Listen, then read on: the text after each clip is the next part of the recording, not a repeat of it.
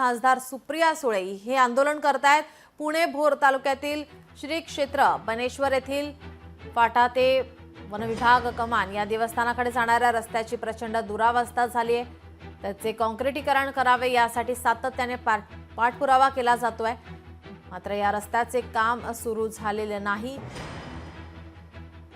या अनास्थेला कंटाळून अखेर आता खासदार सुप्रिया सुळे या आज जिल्हाधिकारी कार्यालय पुणे येथे बेमुदत धरणे आंदोलनास बसलेले आहेत। सुप्रिया सुळे यांचं आंदोलन सुरू आहे।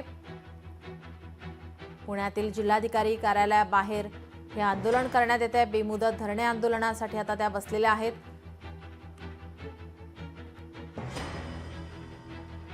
भोर तालुक्यातील श्री क्षेत्र बनेश्वर येथील बनेश्वर फाटा ते वनविभाग कमान या देवस्थानाकडे जाणाऱ्या रस्त्याची प्रचंड दुरवस्था झालेली आहे। त्याचे काँक्रिटीकरण करावे यासाठी सातत्यानं पाठपुरावा केला जात होता, मात्र या रस्त्याचे काम हे सुरू झालेलं नाही आणि आता अखेर या ठिकाणी आंदोलन करण्यात येत आहे। खासदार सुप्रिया सुळे यांच्या नेतृत्वाखाली हे आंदोलन करण्यात येत आहे। भोर तालुक्यातील रस्ता प्रश्नी या ठिकाणी आंदोलन करण्यात येते। रस्त्याचे काम हे पूर्ण झालेलं नाही। आपले प्रतिनिधी अमोल धर्माधिकारी आपल्यासोबत जोडलेले आहेत। अमोल, सुप्रिया सुळे यांच्या अध्यक्षतेखाली या ठिकाणी आंदोलन करण्यात येते। पुणे भोर तालुक्यातील रस्ता प्रश्नी हे आंदोलन होत आहे। नक्कीच आपल्यासोबत सुप्रिया सुळे आहेत, ज्या या ठिकाणी मुदत आंदोलनाला बसल्या। ताई, काय तुम्ही याआधी सुद्धा पाठपुरावा केला होता, अधिकारी म्हटले होते की काम करू म्हणून, पण अजूनही काम रस्त्याचं झालेलं नाही आणि आज अखेर तुम्ही आंदोलनाला बसला।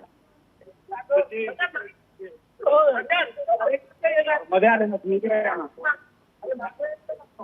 इकडे आण ना.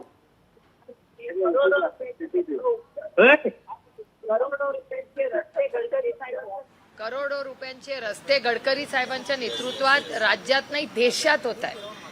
गडकरी साहेबांकडे कधी आम्ही कामानी गेलो की गडकरी साहेब कधीच नाही म्हणत नाहीत आणि या देशात म्हणजे बारामती लोकसभा मतदारसंघामध्ये सगळ्या टीमच्या पाठपुराव्यामुळे आज एवढा मोठा रस्ते तुम्ही सगळेच बघताय झालेले आहेत। चांदणी चौकातला तो मोठा लिंक झाला असेल, त्याच्यानंतर आपला एवढे मोठे रस्ते सगळेच बारामती लोकसभा मतदारसंघाच्या प्रत्येक तालुक्यात करण्यात आम्हाला सगळ्यांना एक टीम म्हणून यश आलेलं आहे। आणि दुर्दैव आहे की 1-1.5 किलोमीटरचा रस्ता हे बनेश्वरचे सगळे आमचे लोक हे आलेत, हे सगळ्यांचं आस्थेचं ठिकाण आहे। गेले 6 महिने आम्ही फॉलोअप करतोय की या रस्त्यावर तुम्ही काहीतरी डागडुजी तरी करा, तर हे दुर्दैवाने सरकार डागडुजी पण करायला तयार नाही। त्यांचं म्हणणं आहे आमचा पीएमआरडीएचा मोठा प्लॅन आहे। अरे पीएमआरडीएचा 900 कोटी रुपयाचा प्लॅन आहे, तो आमच्या पदरात कधी पडणार? नसरापूरचे चेलाडी फाट्याचे आमचे सगळे ज्येष्ठ नागरिक असतील, शिवभक्त असतील, लाखो लोक बनेश्वरला दर्शनाला जातात, शाळांच्या सहली जातात तिथे किती वर्ष, आणि 1.5 किलोमीटरचा रस्ता कितीसाठी? त्याच्यासाठी वणवण आम्ही सगळेच केलोय, म्हणजे कलेक्टर झालं, पीएमआरडीए झालं, जिल्हा परिषद झालं, सगळे मंत्रालय झालं, सगळं काय ठेवलं नाही आम्ही सांगत।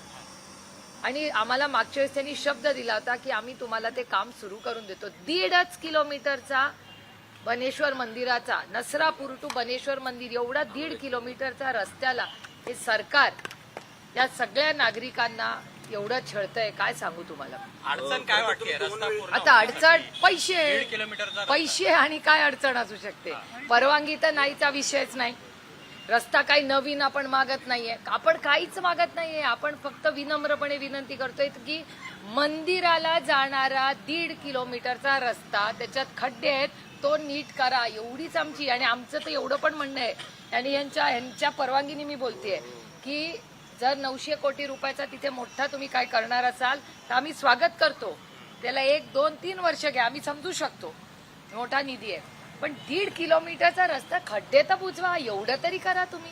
हे काय आता जास्त मागणी करतायत का मला सांगा? 2 वेळेस तुम्ही इशारा दिला होता, त्यानंतरही प्रशासनाला जाग आली नाही। तुम्ही एकदा ट्विट केलं, त्याच्यानंतर त्यांनी आश्वासन दिलं होतं, अजूनही खरं तर त्याच्यावर तोडगा नाही। दुर्दैव हे दुर्दैव, हे बघा तुमच्या प्रश्नाचंच माझं उत्तर आहे ना, म्हणून तर इथे येऊन बसावं लागतंय आज त्यांना। म्हणजे आम्हाला याच्यात राजकारण आणायचं नाही, कारण का आमच्या सगळ्यांच्या निष्ठेची जागा आहे। आम्ही सगळेच बनेश्वरला रेग्युलरली जातो, आमच्या श्रद्धेचं स्थान आहे ते, आणि आमच्यात सक्त नाहीये, महाराष्ट्रातल्या लाखो लोकांच्या श्रद्धेचं स्थान आहे। कोण अडकाठी घालते असं तुम्हाला वाटतंय? खरं तर हे सगळे कोण अडकाठी घालते याच्यामध्ये? ह्याचा प्रश्न तुम्ही प्रशासनाला मला कसं माहिती असेल? ताई, आता तुम्ही बेमुदत आंदोलन करताय. जिल्ह्याचे पालकमंत्री अजितदादा आहेत, त्यांच्याकडे तुम्ही काही मागणी केली आहे का? दादांशी काय संवाद आम्ही झाला का? सरकारकडे मागणी विनम्रपणे आजही करतो, कालही करत आणि करत राहणार शांततेच्या मार्गाकडे. आम्ही सगळं प्रशासन म्हणजे कोण? मायबाप सरकार सगळेच येतात त्याच्यात. प्रशासन एक माणूस नसतं, इट्स अ गव्हर्नमेंट. पण काही पवार कुटुंबियांमध्ये पहिलेच व्यक्ती आहात की तुम्हाला धरणे आंदोलन करावं लागतं एवढ्या वर्ष. नाही, पवार साहेबांनी स्वतः केली किती आंदोलनं केली आहेत. तुमचा कदाचित जन्म पण झाला नसेल तेव्हा. ताई, मतदारसंघातील खरं तर तो प्रश्न खूप मोठा गेला, अनेक दिवसापासून तुम्ही पाठपुरावा करतात, पण प्रशासन हे करत नाहीये. अर्थातच ना, तुमच्या समोरच डेटा आहे ना. तुम्ही पण रिपोर्टिंग केलंय, मी आंदोलन करते, तुम्ही रिपोर्टिंग करता. आपण एकत्रच पाहिलेलं आहे ना हे सगळं. ताई, तुम्ही सातत्याने नितीन गडकरींचं कौतुक करता. मी कामासंदर्भात. नितीन पण आता हे काम गडकरींचं नेमकं का होत गडकरी नाहीये साहेबांचं तर मी अडचण एवढ्यासाठीच कौतुक करते आणि मी एकटी करत नाही. भारतातले सगळे खासदार नितीनजींचं कौतुक करतात, कारण का गडकरी साहेब पक्ष बघत नाहीत. गडकरी साहेब देशाचं हित बघतात. कुठलाही खासदार हा गडकरी साहेबांकडे गेला, आमची रस्त्याची कामं होतात. अहो, आम्ही कंप्लेंट केली तर ब्लॅकलिस्ट पण करतात कॉन्ट्रॅक्टर्स. हे खरं आहे. आणि एवढा मोठा पालखी मार्ग, नॅशनल हायवे, पालखी मार्ग हा आपल्याच डोळ्यासमोर झाला ना. महाराष्ट्र सरकार तेव्हा महाविकास आघाडीचं सरकार होतं. मला काही क्रेडिट घ्यायचं नाही आता. जो अच्छा कहना चाहिए. गडकरी साहेबांनी महाराष्ट्राला मदत केली का? तर केली. हे स्पष्टच आहे ना. पालखी मार्ग दिसतोच आहे ना डोळ्याने. आपण सगळे जातोय त्या पालखी मार्गावर. ताई, मात्र राज्याच्या तिजोरीवरती काही योजनांमुळे भार आलाय, त्यामुळे पायाभूत सुविधा ज्या आहेत त्या रखडल्या. 1.5 अशा किलोमीटर पद्धतीनं ते मात्र म्हणजे त्याचा काही परिणाम पाहायला भेटेल का? मग अशा म्हणजे 1.5 किलोमीटरच्या मात्र राज्यात मी अनेक तुम्हाला पायाभूत- मी तुम्हाला छोटी उदाहरणं देते. कालच मी इंदापूरला गेले होते. तिथे आशा आणि अंगणवाडी सेविकांचे काही प्रॉब्लेम्स होते. दौंड, इंदापूर, बारामतीच्या सगळ्या भागामध्ये युरिया आता मिळत नाहीये. त्याच्यानंतर सरकारी, हे तुमच्याच सगळ्यांच्या चॅनलवर आणि वर्तमानपत्रातली कालची बातमी आहे की सरकारी सगळ्या नेत्यांचे, मंत्र्यांचे जे PA आहेत त्यांना पगार नाही झाले 3-4 महिने. त्याच्यानंतर लाडक्या बहिणी योजनेमध्ये वेळेवर निधी जात नाही. वेळेवर गेला तर 2100 रुपये देत नाही. सरसकट कर्ज माफी करू असं माननीय मुख्यमंत्री बोललेले तुमच्याच चॅनलवर मी पाहिले. आता सरकार म्हणते की आम्ही कर्ज माफी करणार नाही. आता सगळा डेटा आजच वर्तमानपत्रात ही बातमी आहे बघा. प्राधिकरणाची जमिनीचे दर. आता हे जमीन किती हेक्टर विकणार आहेत? 22,000 हेक्टर जागे विक्रीतून निधी उभा करणार. म्हणजे सरकारी जमीन 22,000 हेक्टर निधी उभारणी. याचा अर्थ काय? सिग्नल काय देताय तुम्ही आम्हाला की निधी उभारण्यासाठी? इंग्रजीमध्ये एक म्हण आहे, when do sell your family silver. घरात महिला सोनं आणि चांदी जेव्हा पैसे असतात तेव्हा का विकत घेऊन ठेवतात? की अडचणीच्या काळात सोनं आणि चांदी जमीन ही इन्व्हेस्टमेंट आहे की नाही? ती विकताय एवढी मोठी 1000 एकर जमीन. याचा अर्थ काय? की सरकारकडे पैसे आणि धोरणात्मक सरकार पण मान्य करतंय ना. त्यामुळे मला कन्फ्युजिंग असं झालंय की बजेट जेव्हा होतं आणि कुठल्याही देशाचं, राज्याचं, मी काही कुठल्या व्यक्तीबद्दल बोलत नाही, मी सरकारबद्दल बोलते.